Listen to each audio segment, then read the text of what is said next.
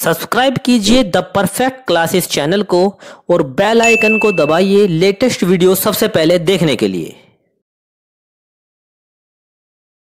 Hello students, आपके channel the perfect classes में आप सभी का स्वागत है। शिक्षा निदेशालय राष्ट्रीय राजधानी क्षेत्र दिल्ली की वर्कशीट नंबर 5 डिस्कस करेंगे बच्चों। क्लास 8 की विषय सामाजिक विज्ञान है।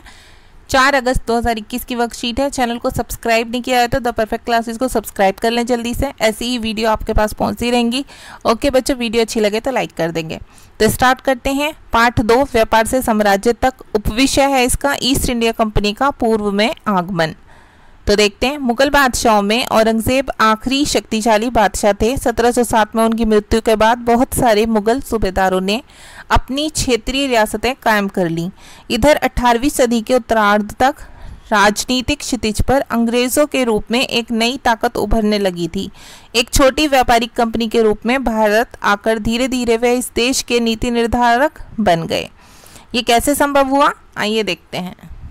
ईस्वी में ईस्ट इंडिया कंपनी ने इंग्लैंड की महारानी एलिजाबेथ प्रथम से पूर्व में व्यापार का चार्टर इजाज़तनामा हासिल किया। इसके अनुसार कंपनी को पूर्व में व्यापार का एकाधिकार मिल गया, यानी इंग्लैंड की कोई और कंपनी इस इलाके में ईस्ट इंडिया कंपनी से होड़ नहीं कर सकती थी।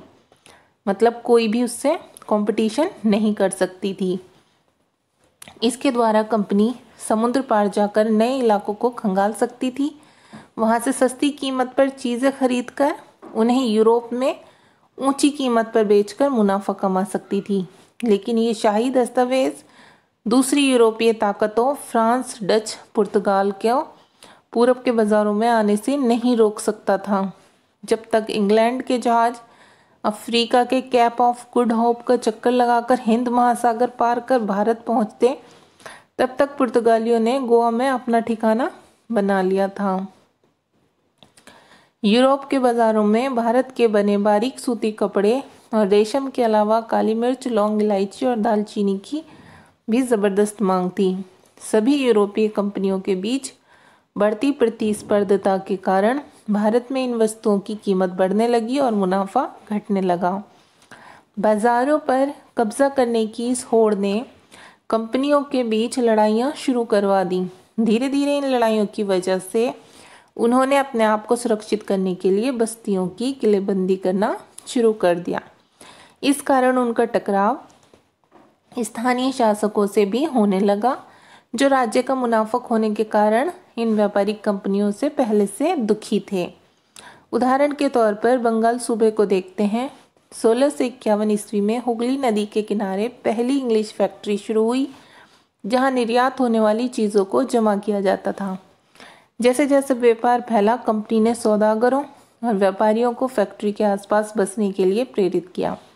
1696 तक आते आते कंपनी ने इस आबादी के चारों तरफ एक किला बनाना शुरू कर दिया और 1698 में मुगल अफसरों को रिश्वत देकर 3 गांव की जमींदारी भी खरीद ली, जिसमें एक गांव कालिकाता था, जो बाद में कलकत्ता बना।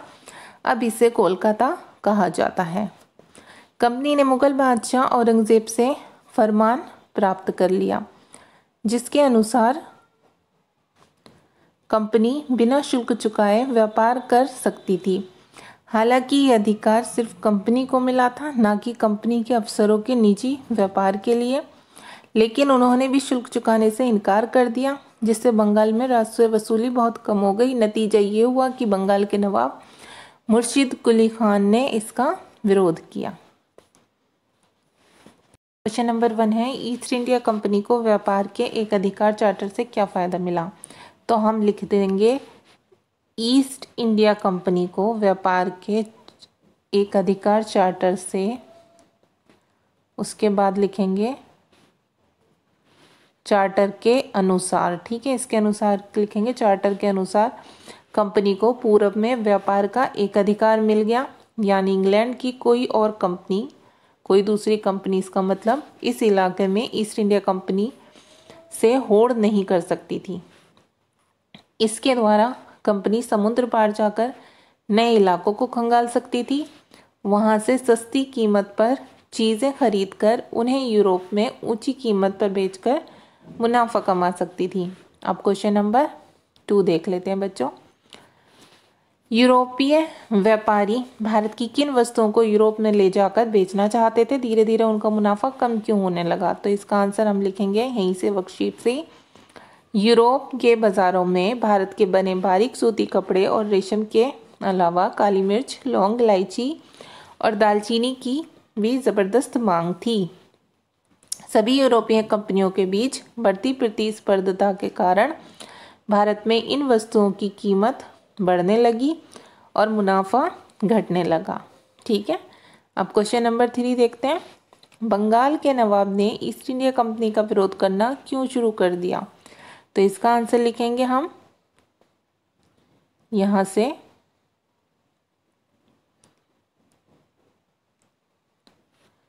हम यहाँ से लिख देंगे बंगाल के नवाब में, चाहे तो आप क्वेश्चन में से थोड़ा सा लिख सकते हैं।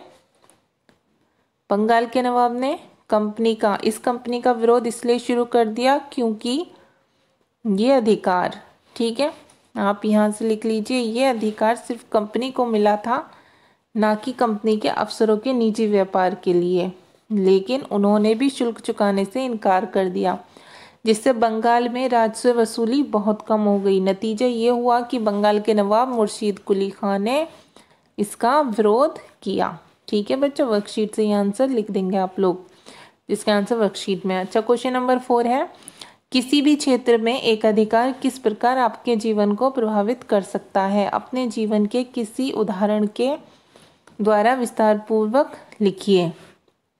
तो देखिए, इसका आंसर हम लिखेंगे किसी भी क्षेत्र में एक अधिकार से कोई दूसरी कंपनी हमसे होड़ नहीं कर सकती। जैसे किसी ने कोई कंपनी खोली और उस पर एक अधिकार मिल गया, उस पर एक अधिकार मिल गया, तो कोई दूसरी कंपनी उसकी होड़ नहीं कर सकती। और एक अधिकार करने वाली कंपनी अपनी मनमानी कीमत पर वस्तुओं को बेचकर अधिक मुनाफा कमा सकती है, जिससे कि वह वस्तु हमारी पहुंच से बाहर हो जाएगी। मतलब वो इतनी महंगी हो जाएगी कि आम जो जनता होती है वो उसे नहीं खरीद पाएगी। ठीक है, तो इसलिए जो अधिक पैसों में खरीद सकता है बस वही खरीदेगा। तो इसका आंसर हम यही लिखेंगे। ठीक है, और आपकी वर्कशीट सॉल्व हो गई स्टूडेंट्स। अगर आपको मेरी वीडियो पसंद आई है तो प्लीज़ मेरी वीडियो को लाइक कीजिए, शेयर कीजिए, हमारे चैनल को सब्सक्राइब कीजिए। Thanks for watching.